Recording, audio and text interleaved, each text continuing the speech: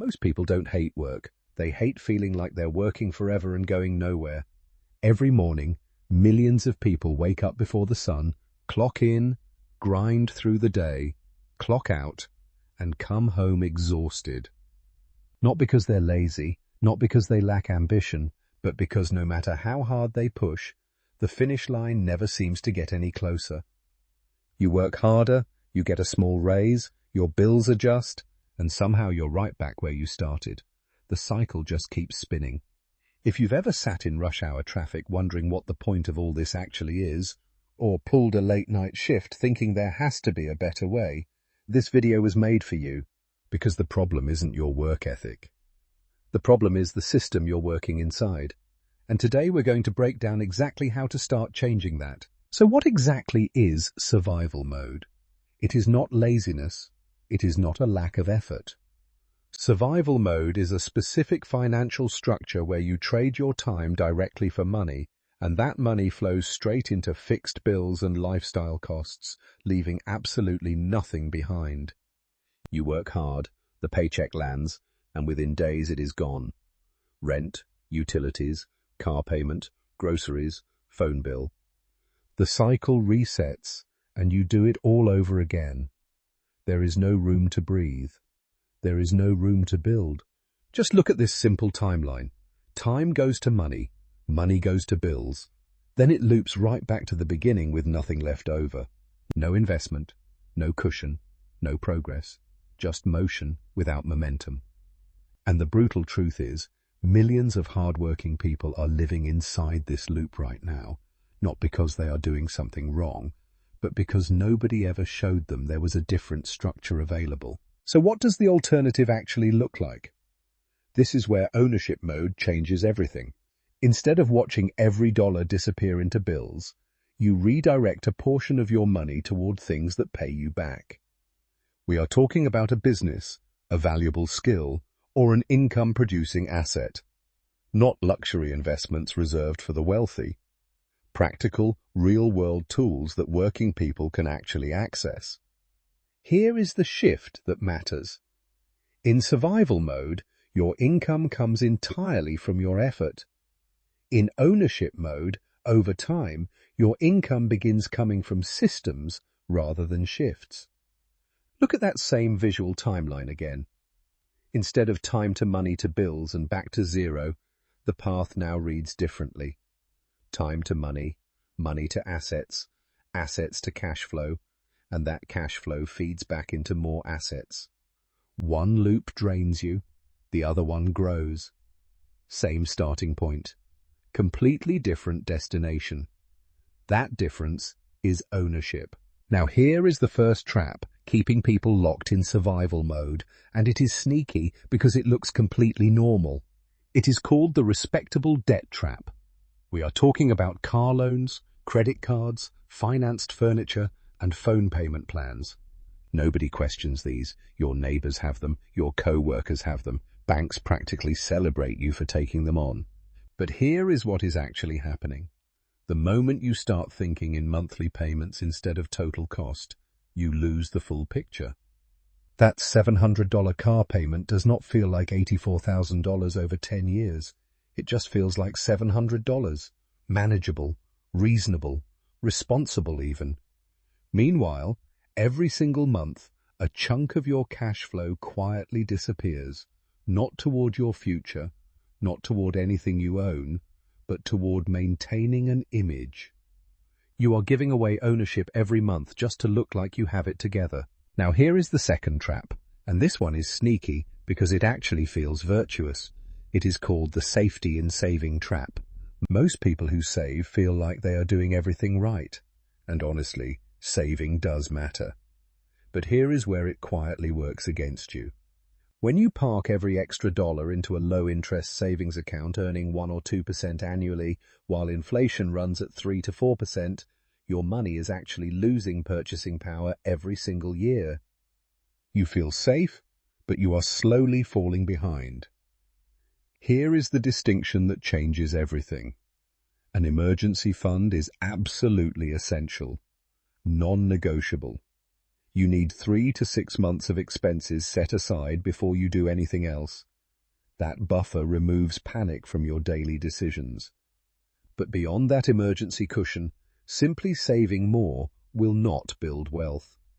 Long-term freedom does not come from accumulation alone. It comes from ownership. Saving protects you. Ownership grows you.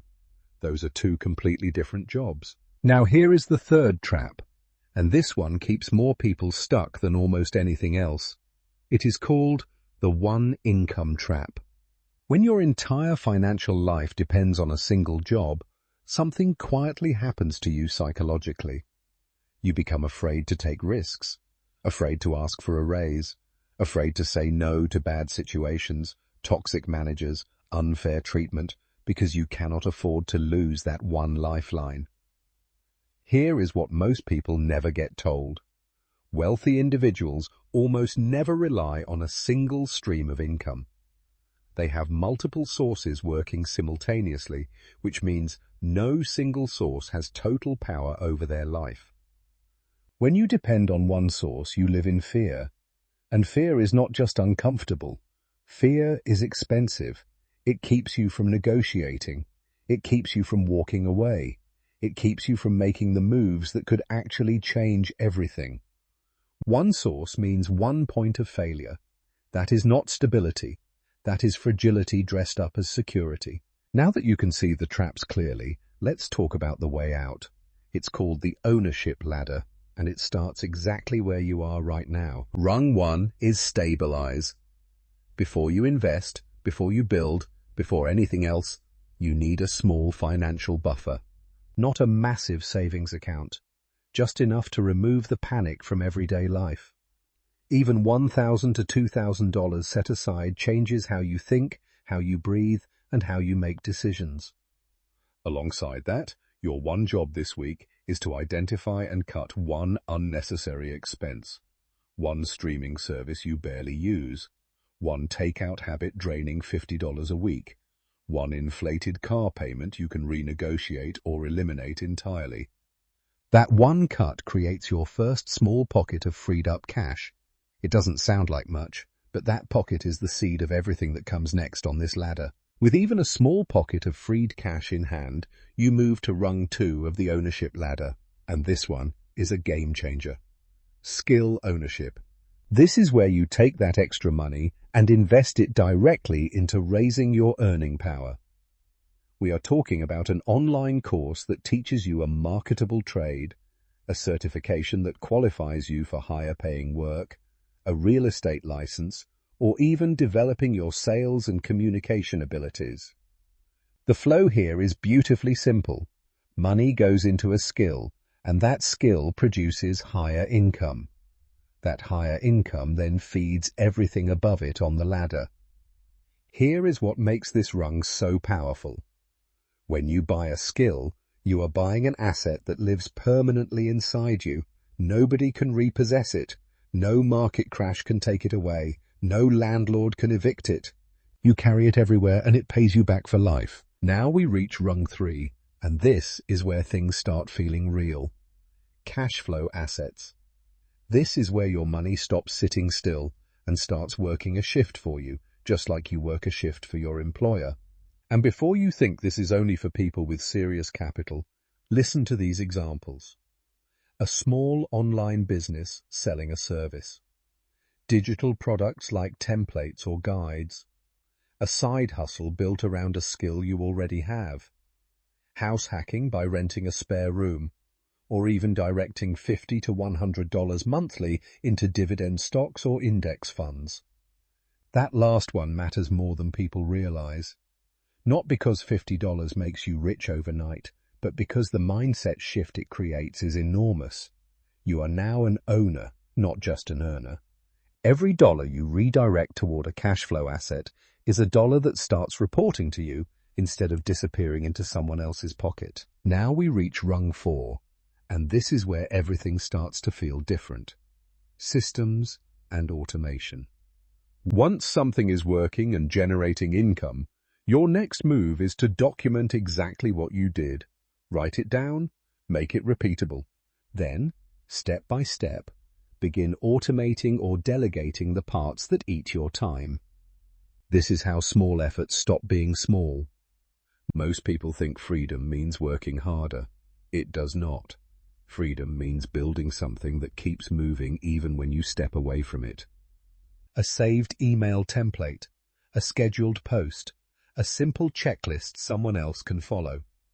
These are not complicated things, but they change everything.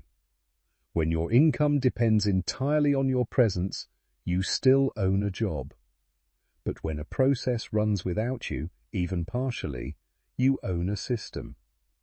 Rung 4 is where the shift from worker to builder truly begins, and once you feel it, there is no going back. Let me show you two people starting from the exact same place, same job, same paycheck, same bills. Person A gets a raise and immediately upgrades. New car payment, more subscriptions, nicer apartment. 5 years later, they are slightly more comfortable but completely trapped. More income, more obligations, zero options. They cannot quit. They cannot say no. They are just more expensive to maintain. Person B does something different. They keep their lifestyle nearly flat for 3 years. They kill one bad payment. They invest in a skill. They put a small amount into one asset. 5 years later, their income is rising. 1 or 2 assets are generating monthly cash flow, and they have something most people never build. Options. Not just more money. Options. The ability to walk away from jobs, situations, and people that no longer serve them. That difference is not luck. It is a decision made quietly, consistently, over time. Here is what you do right now, before this video ends. Grab your phone or a piece of paper and write down your top 3 expenses that are not moving you toward freedom. Not rent, not groceries. Think subscriptions, payment plans, habits that drain without building. Just seeing them written down changes how you feel about them. Second, write down one skill or one asset you can begin buying this month, even if you only have $50 to $100 to start. One course, one index fund contribution, one small step toward ownership. That is it. 2 things. You do not need a perfect plan. You need a first move. If you are serious about leaving survival mode, subscribe. This channel is built for workers who want ownership, not just over time. This content is for educational purposes only and does not constitute professional financial advice. Please consult a qualified financial advisor before making any financial decisions.